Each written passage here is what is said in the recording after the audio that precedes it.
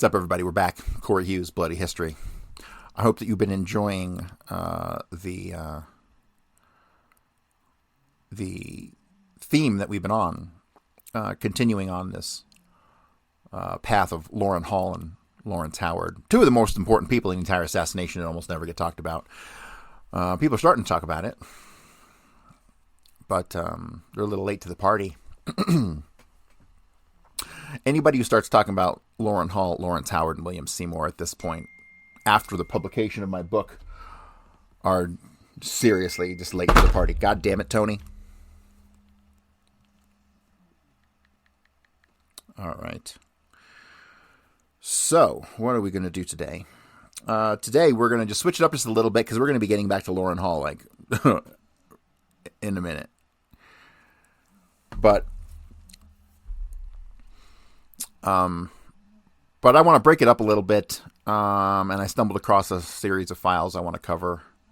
I should be able to wrap these up either today and tomorrow. It shouldn't be too long. This is just an interlude until we get back to more Loran Hall stuff. To be honest with you, I have a fucking shit ton of Loran Hall stuff at this point in time. I've got the interview with Weisberg. Then I got 100+ files that are from the National Security Archive. A lot of it none of it's going to be new or anything overly exciting. Mostly stuff that we've already covered, but when it comes to this stuff, you can't beat a dead horse enough. Okay, I could talk about Loran Hall and fucking William Seymour and Lawrence Howard for goddamn ever. But one thing I want you to notice also, in all this content that I've been able to create on Loran Hall and Lawrence Howard, but there's nothing on fucking William Seymour, okay? Nothing. People went way out of their goddamn way to destroy everything on William Seymour. That's way too close to home. Way too close to home. I don't even know if Garrison ever tracked down William Seymour.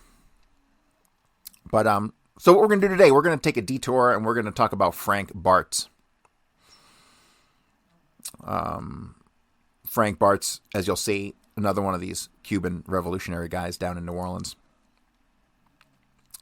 So this, we're going to kick this off with a July 29th, 1967 memo to Jim Garrison from William R. Martin, Assistant District Attorney. Subject, Francisco Frank Bartes.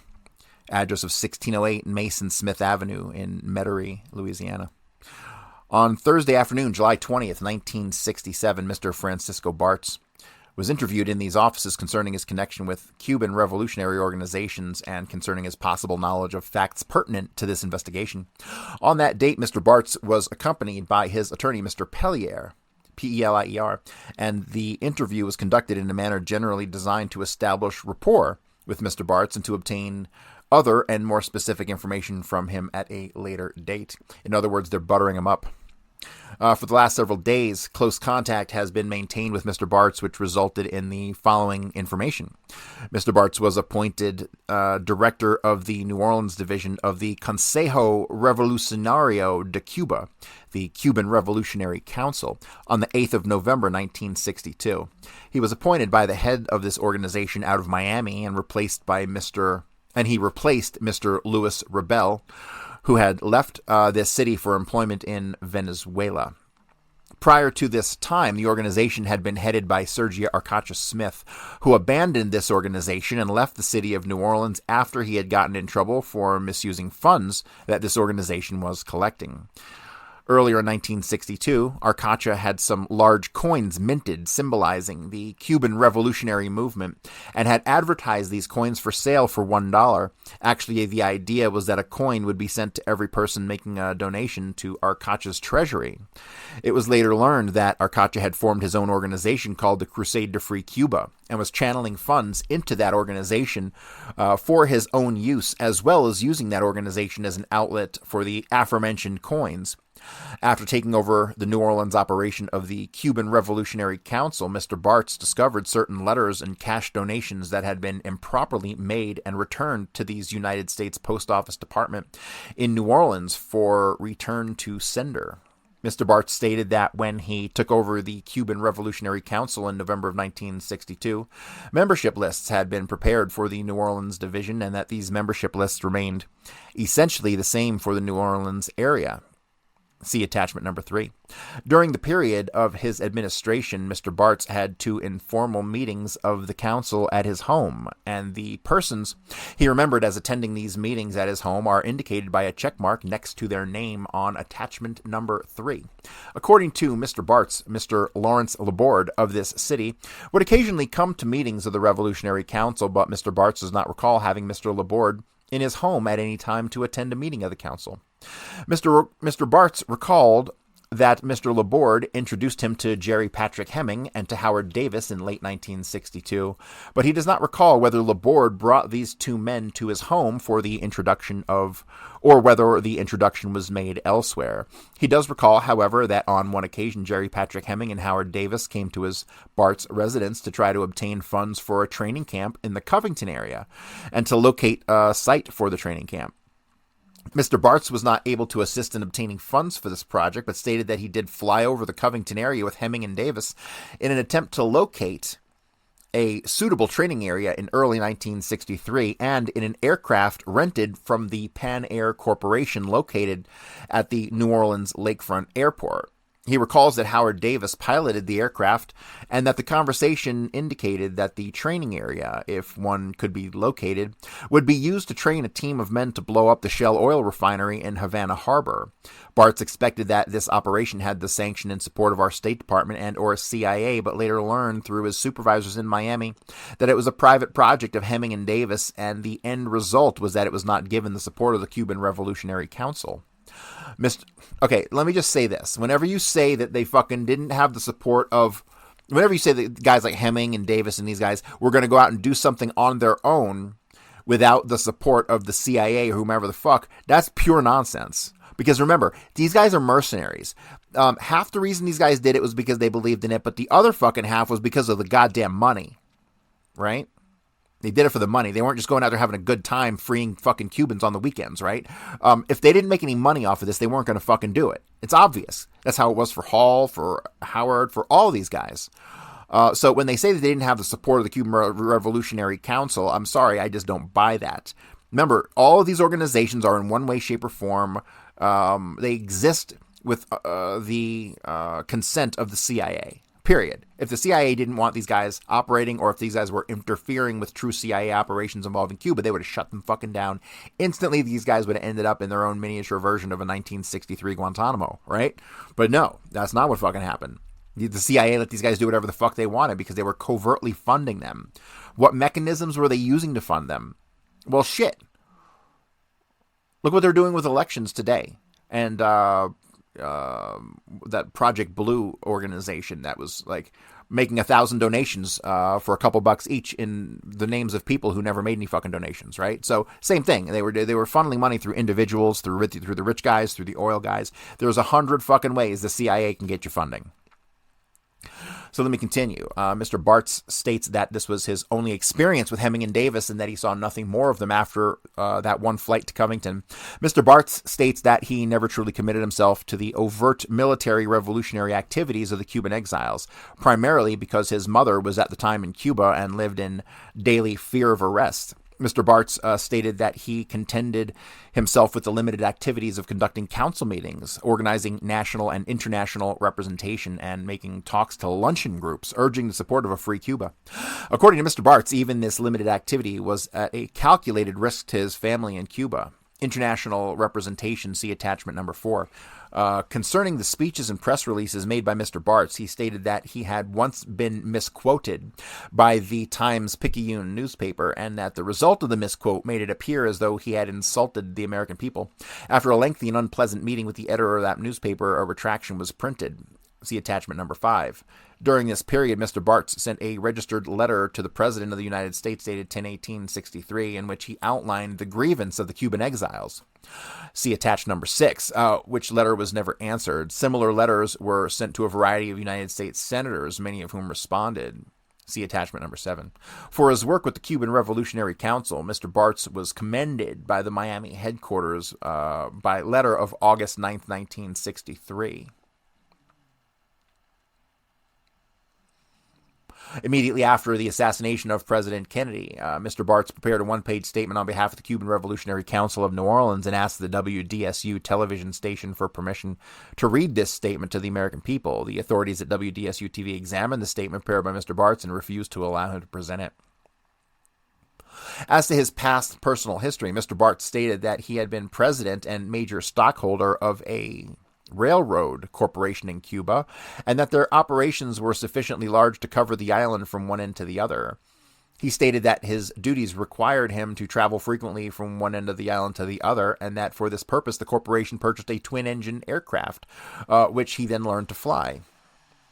After coming to the United States as a Cuban refugee, Mr. Bartes operated a washateria in this city from 1961 to 1963. Subsequently, Mr. Bartes was a real estate salesman in 1963 through 1964 for Ted Andrews and Fred Weber real estate agencies, and continued in this work up to December 7th, 1965. In mid-1965, Mr. Bartes began taking flying instructions at the Pan Air Corporation, located at the Lakefront Airport, for the purpose of qualifying to fly in the United States compliance with the regulations of the Federal Aeronautics Commission. He obtained a commercial license to fly in the United States, which remains valid to this date. During the period that Mr. Bartes was taking flight instruction at Pan Air Corporation, he corresponded with the man he had formerly employed as aircraft pilot for the Cuban Railroad Corporation. In the correspondence, the railroad company pilot indicated to Mr. Bartes that he, the pilot, was about to leave for the African Congo to fly fighter planes as a mercenary in its Congolese Air Force. Mr. Bartes wrote back to his former pilot and indicated that he too would like to make arrangements to fly as a mercenary in the Congolese Air Force, and after a brief period of time, the former pilot arranged for Mr. Bartes to do so. On December 7th, 1965, Mr. Bartes departs the United States of America for the African Congo, where he spent 3 months flying fighter planes on strafing and ground support missions. In February of 1966, Mr. Bartes returned to New Orleans and was employed by the Foundation Life Insurance Company, where he remained for 3 months, and then moved to the Medallion Realty Company, where he is employed to this date as a real estate salesman. Mr. Bartes has applied for employment in the United States Department of State as an escort interpreter for foreign dignitaries visiting the country. Mr. Bartes is scheduled to fly to Washington, D.C. on the weekend of July 29, 67 for final interviews and testing concerning this employment with the State Department. Mr. Bartes has been shown a variety of photographs of persons connected with this investigation. He was able to only identify those photographs of Jerry Patrick Hemming and of Sergio Arcacha Smith.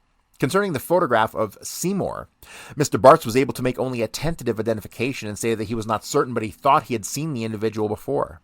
Concerning the photograph of Hall, Mr. Bartes stated that the photograph resembled an individual had come to his washateria to see him and had brought him a message from Jerry Patrick Hemming, but that he was not completely sure of the identification and that he had no relation with Hall or others to receive the message than from Mr. Hemming. Mr. Bartes stated that during his entire connection with the Cuban Revolutionary Movement, he had maintained rather close liaison with the local agents of the Federal Bureau of Investigation, and that he would call on them occasionally, and they would call on him rather frequently. Mr. Bartes had a vague recollection of another Cuban training camp in the Covington area that involved Howard Davis, but said that he could obtain more accurate data on this camp from some old material that he had saved in his records, and that this information would be delivered to this office as soon as possible upon his return from Washington. Comments and opinions. Basically, Mr. Bartes wants to be a friend of this office and do whatever he can to help us in our inquiry into the Kennedy assassination. He's able to provide us with a variety of background material into the Cuban revolutionary activities, including activities of Jerry Patrick Hemming and an organization known as Interpen, seen attachment number 10, but at this time, I rather doubt that he knows anything too specific concerning the actual assassination of the president. Concerning his participation in the Congolese Air Force as a mercenary, Mr. Bartes showed me several photographs of the airplanes he flew and showed me the identification card issued to him by Congolese government, which card identifies Bartes as a citizen of Venezuela. He stated that over 90% of the Congolese pilots were Cubans who had been recruited as mercenaries, but that none of them were permitted to admit to their Cuban nationality. Mr. Bartes was reluctant to admit, and he never did admit, that the recruitment of Cuban pilots for the Congolese Air Force was a CIA operation, but he indicated in a roundabout manner that he knew that he had been actually working under the auspices of the U.S. government. Liaison will be maintained with Mr. Bartes and further information will be obtained. Okay, so what did we gather from this? Frank Bartes is a CIA agent, okay? First and foremost. Do I believe he was involved in the assassination? Hey, like I said, thus far, I've seen zero evidence to indicate Mr. Bartes was involved in those circles with David Ferry and those guys. He seems more like an outlier. But we'll see. Let's get through these files and we'll see if it leads anywhere. All right, so file number 2 seems to be a letter. Frank Bartes, 12/17/67. Looks like it was, is this written by... Looks like it's written on Weisberg's typewriter, so let's see where this goes. Friday afternoon or evening, I made an appointment with Bartes for an interview yesterday. He at first fixed the time beginning at 3 p.m. I preferred an earlier time, and at one point he agreed, saying that if I'd call his home or office on Veterans Highway, whoever answered at either his place would know his whereabouts. I did phone each place earlier, left messages which later check revealed had been delivered and he never returned the calls. In fact, I have yet to hear from him. When I phoned the real estate office and was speaking with the secretary, I heard a man in the background ask, "Is that Mr. Weisberg?" The girl said, "Mr. Lopez will speak to you." Mr. Lopez attempted to apologize for Bartes not having phoned me. However, Bartes had told me his only important chore for yesterday was the acquisition of a family Christmas tree. I understood him to be saying that he would be free before 3 p.m. and we could meet at his office before 3 p.m. in any event. I assured Mr. Lopez that I was confident Mr. Bartes was not without a nickel in his pocket, and that I was not happy about having a so large part of the day loused up for no good reason. During our first conversation, I had told Bartes, who at first looks like it says demurred, saying that there was nothing he knew, that I had copies of official documents I presumed he'd be interested in. I told him I was confident he was unaware of the uses of his name and offered him a copy of the FBI report. This is what seems to have interested him. When I heard nothing from him, I spoke to Albert, who said Bartes had flown planes in the Congo. I wonder if this is not sufficient reason and explanation. Bartes was once a millionaire. He reportedly, by Fowler, gave Castro $1 million prior to nationalization of the railroads. Bartes, among his property holdings, had a North Shore line. He seems to have gotten some of his wealth out and not to have done well with it in the United States. A check back with Alberto indicates, that's Alberto Fowler, indicates Bartes has been acting strangely for some time, possibly beginning with your investigation. I have not bothered to try and pursue him again. I believe he is not a fool, is a very worried man, and would benefit more from a strong official interrogation. Also, I believe when knowledge of it penetrates the Cuban community, others might be more willing to cooperate. I told Alberto and Douglas Lethbridge of the appearances of his name so they can better help. Lewis has tape. All right. Definitely written by fucking Weisberg. The motherfucker runs his mouth. All right. What is next? Let's move in. All right. This is to the director of FBI from SAC, New Orleans. Reference assassination of John Kennedy, Dallas, Texas, 11/22/63. Miscellaneous information. Enclosed for the Bureau are 6 copies, and for Dallas 2 copies of a report reflecting information furnished by Frank Bartes on 3/13/68 at New Orleans, Louisiana. Bartes stated that his purpose in notifying the FBI regarding enclosed information was his belief that Harold Weisberg was in some way attempting to tarnish the names of Cubans by implicating them in some way with the assassination plot against President Kennedy. He advised that he had no information which could possibly tie any Cubans with this plot. Bartes advised that due to the possible threat to himself or to a member of his family, he would probably notify the New Orleans Police Department to make this information a matter of record in the event of some attempt to do harm to himself or to a member of his family. For the information of receiving offices, Bartes, a Cuban national, has resided in the United States for approximately 7 years and has previously furnished information to this office.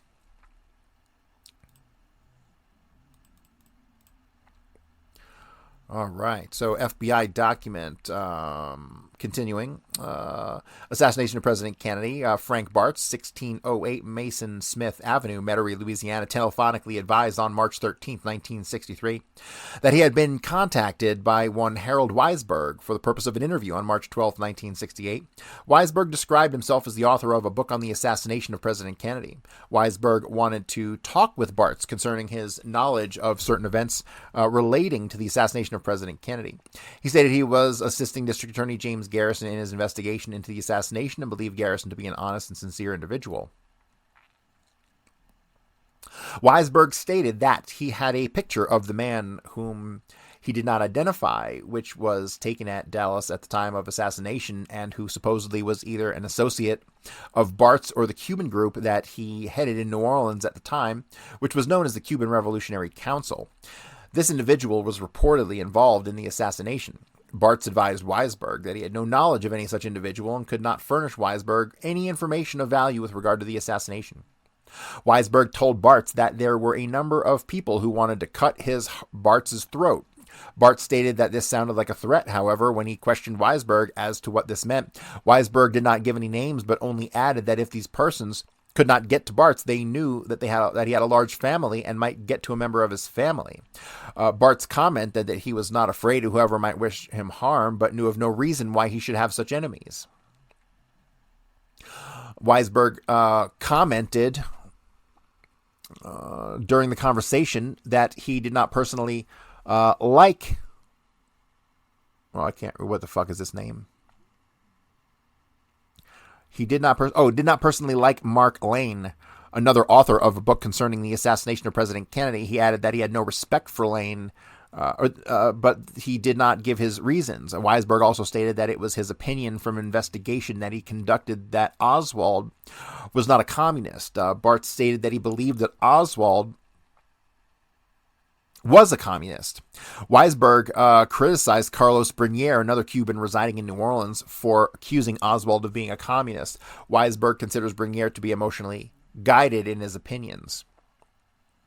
Weisberg mentioned the name Richard Davis on several occasions in attempting to obtain comments from Bartes concerning his knowledge of Davis. Bartes did not furnish any information to Weisberg concerning Davis, but advised this was because he knew of Davis socially, but did not have any information which could possibly tie in with the assassination plot against the president. Bartes commented that Weisberg must have been somewhat confused, as he called him Mr. Davis on 3 occasions, and when corrected by Bartes, Weisberg apologized but did not offer any explanation. Weisberg indicated to Bartes that Garrison would subpoena him with regard to the Clay Shaw trial. However, he did not indicate when the subpoena would be issued. Bartes told Weisberg that he did not feel he had any information that would be of value to Garrison's investigation, but would submit to the subpoena if he received one. This document contains neither recommendations nor blah, blah, blah, blah, blah. All right, so some interesting information on Mr. Frank Bartes. All right, so what we have here is a little slip from the FBI. It says Domestic Intelligence Division 31968. Harold Weisberg has written a number of books which are vitriolic and diabolical criticisms of the Warren Commission, the FBI Secret Service, and the Dallas Police Department. Weisberg's books contain inaccuracies, falsehoods, and deliberate slanting of facts. Weisberg has history of Communist Party sympathies and was dismissed by State Department in 1947 for such fact. Weisberg reportedly now assisting New Orleans District Attorney Garrison in his probe of the assassination, and attached memorandum reports interview by Weisberg with Mr. Frank Bartes, a Cuban national who has lived in the U.S. for 7 years. Weisberg appears to be attempting to tie in Cubans with the assassination. This information is being furnished to the Department of State, Secret Service, and CIA. Then it says the CIA knows Bartes. He flew planes in the Congo, not mentioned in this record. He returned it to me. All right, moving on. Okay, so another top secret document. It looks like I can't tell if this is FBI or CIA by the way it's Well, by the stamps on it, it looks kind of like it's FBI. Subject: Garrison investigation. Frank Bartes. Reference your teletype dated November 27, 67. Our teletype dated November 27, 67. And your teletype 78543 dated 29 November 67. I, having made an appointment with me, Bartes called on me this morning to give me some information he thought would be of interest to the agency. After our so this is a CIA document, not FBI. After our discussion of that matter, he told me that he had, at the insistence of Harold Weisberg, author of Whitewash and other books about the Kennedy assassination, met Weisberg in the lobby of the Fontainebleau Motel here in New Orleans. Weisberg requested Bartes go to his room in the Fontainebleau, saying that he would like to tape their conversation. Bartes refused and said that anything that Weisberg had to say to him could be said in the lobby. Weisberg insisted that he had things in his room which he would like for Bartes to see, but Bartes refused to go to his room. Weisberg was very mad, according to Bartes, and tried to blackmail him by saying that he knew people who intended to harm him. Bartes does not scare easily, and he told Weisberg that if he knew of such people, he should report them to the police, that if anything happened to him, Weisberg would find himself in trouble. According to Bartes, Weisberg had some very bad things to say about both CIA and FBI. Bartes says that he reported his meeting with Weisberg to the FBI in New Orleans and gave them a rundown of his conversation with Weisberg. So it looks like Frank Bartes is a little stool pigeon, running to the CIA when he feels like he's being hounded by Harold Weisberg. All right, here's another letter written by Harold Weisberg, dated 5/22/71. It says PH and JNS only. Some time ago, I think it is you who gave me copies of Bud's New Orleans files, which I put aside to go over when I could. As I awaited an overdue guest today, I started, and I've gone over the Garrison Bartes file. Hey, just so you know, there is no fucking Garrison Bartes file. Not in 2024. Not in 2018 when I started either, because I still have the downloads. Okay, so how many files do we have missing from fucking Garrison's collection that we know were there? Okay, here we have Bartes, right? So there was a Bartes file that's not fucking there, a Lawrence Howard file, a Lauren Hall file, a William Seymour file, right? What's the other one? There was one or two more that I mentioned this past week. So at least we're tracking down some of Garrison's lost files. That's fucking great. Not Bartes, though. Not Bartes. We don't know where the fuck that is. It is incomplete and inadequate, but there are several things of minor interest in it that can become major in considering Oswald. It shows the FBI could have done much better on the rental of the space at 544 for several reasons. The record existed and were in possession of the man that Wall allegedly interviewed, and this man was in regular touch with the FBI, not at all indicted by the on-the-ball Wall. Therefore, they have some motive to hide this, and the renting group was after or coincided with CRC. I'm inclined to think the latter, but Newman's comment that some still use the space in his undated letter is interesting. Should you ever see any other reference to the lawyer Bellier first par, Martin's 729-67 memo, it would interest me much. The law firm is the same building as the Marquez Diaz, I think the Barone building. It has been a long time, but I have a tip from an undependable source on this firm. His close liaison with the FBI is fascinating, considering Wall. J. Buznito, that's Julio Buznito, and in $1 made him import to Jim Garrison. What else? The director and officers of the CRC are well known locally. It may interest you to know that Casariego did the CIA's broadcast from WWL for years. Brinier's absence from Bart's meeting is hard to believe, knowing Brinier, unless there were political wheels within political wheels. Ditto for other, I presume, directors, De La Vega and Rodriguez, who aspired to head the group. I am filing these in separate Bart's files. All that stuff on Hemming and Davis was not new. Big story in papers. So what did they get from him? Harold Weisberg. It's a letter to PH and JNS only. All right. Here's another one. Frank Bartes to Jim Garrison. Reference FBI New Orleans FO response FOIA 3478. So we're moving up into the time of the HSCA, right? Dear Jim, while I'm resting this note, which with luck will reach you Monday, we are no longer snowed in, third time, and we'll be doing some shopping near where there is a box from which there is a tomorrow's collection and may yet be one this evening. Now that I've begun dictating, I want to go as rapidly as I can with it, but the weather persists in interfering. I'm letting just about everything except the lane go until later. So I've not read the records that came today with the records I'll be giving you on Tuesday. Bill is copying them now, but I did skim, and there are a couple of handles I'll be squeezing later. One is the threat against Garrison. Maybe it's a different Jim. One is the threat against Garrison, and the other the defamatory and false representations of the conversation between Frank Bartes and me. That we met is even omitted. Note when you get this that he has been an FBI informer, not only CIA, which I knew, and that they omit his known CIA connection, flying as a mercenary in the Congo, or that he was in LHO's notebook, Lee Harvey Oswald's notebook, or the phony nature of the FBI reporting on this and on him. This has me threatening Bartes. All of that is total fabrication, nothing at all like it happened. I'm sure I have contemporaneous notes.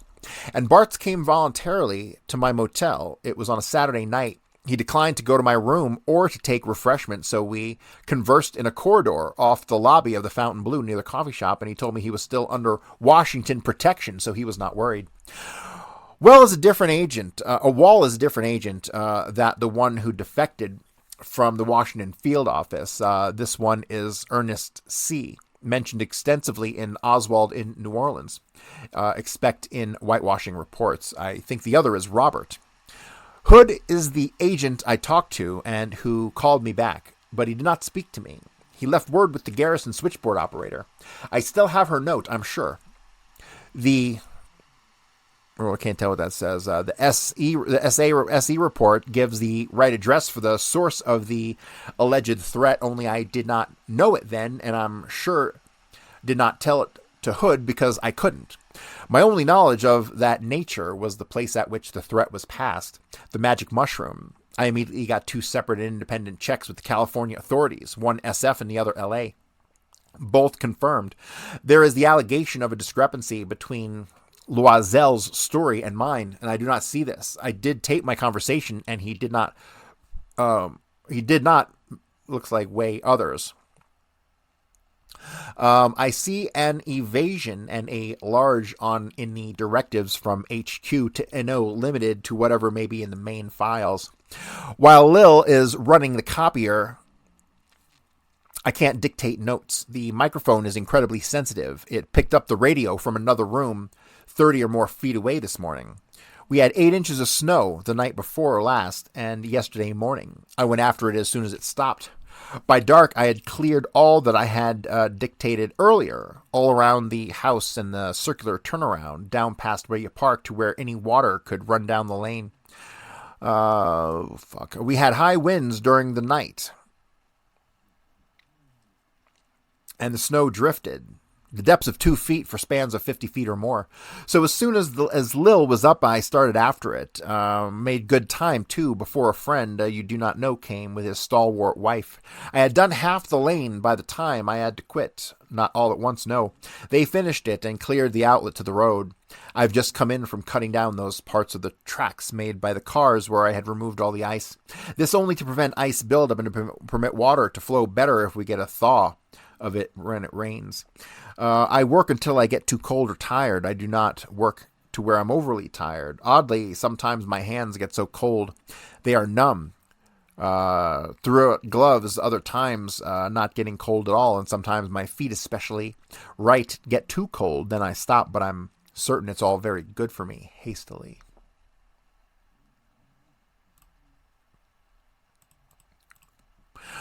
All right, so now we have like a handwritten note, 1 page.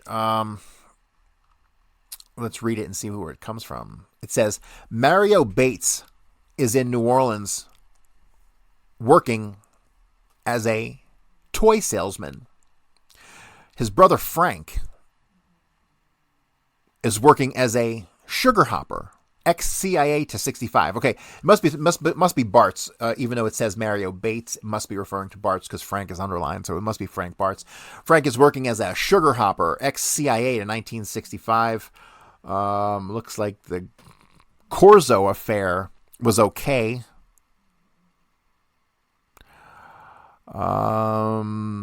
Something-ified, olified, or something by people here, okay.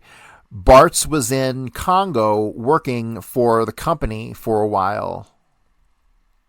Came back, he admits to such action. I can't read that. Something is such in front of a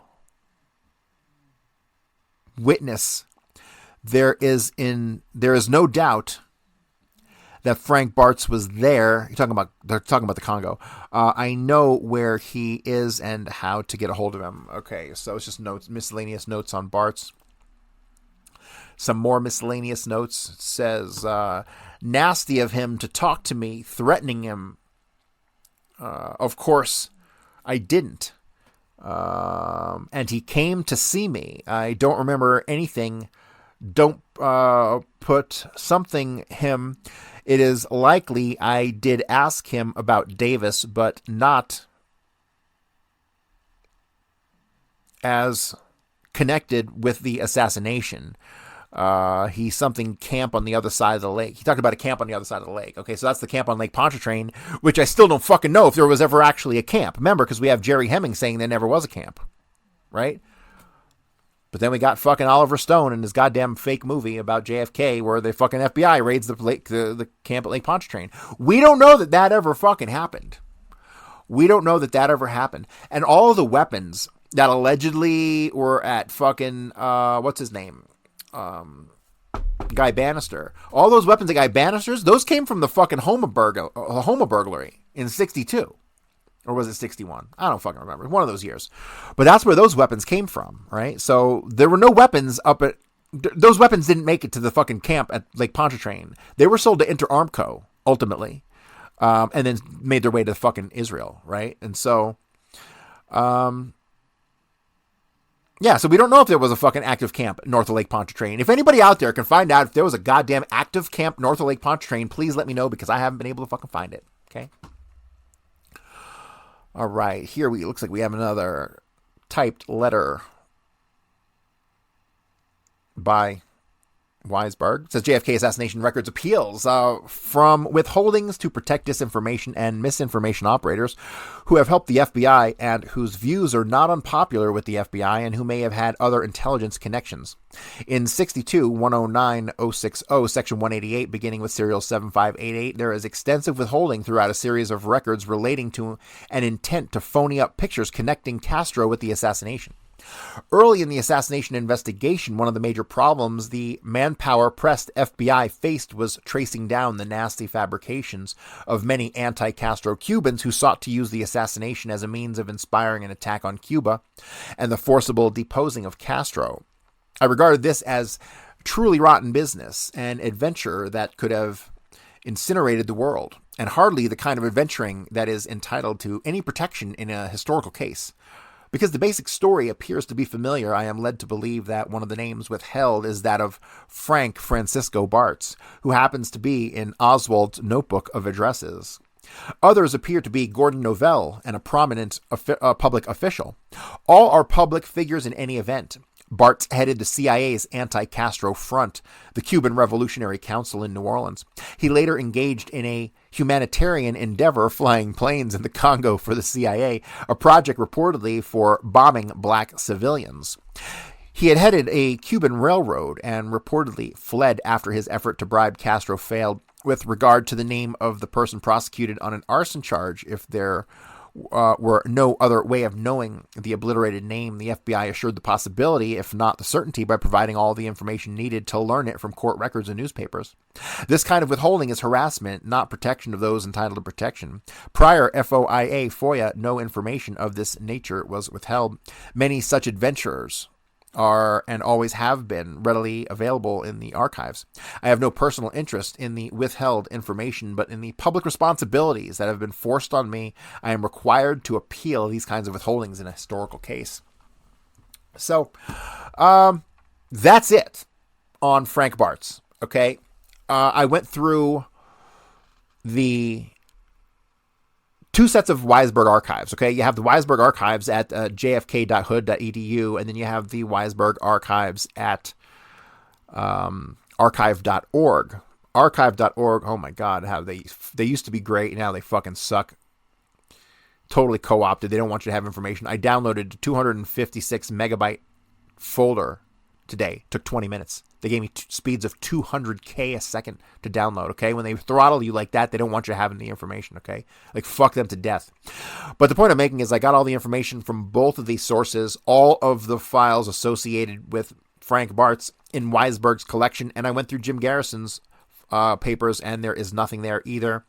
I have a feeling there might be some additional stuff in the FBI or CIA documents, but good luck finding those. They're going to be buried in like a needle in a haystack. So, but I wanted to get this out of the way because Frank Bartes is a name that keeps popping up. Clearly a CIA agent.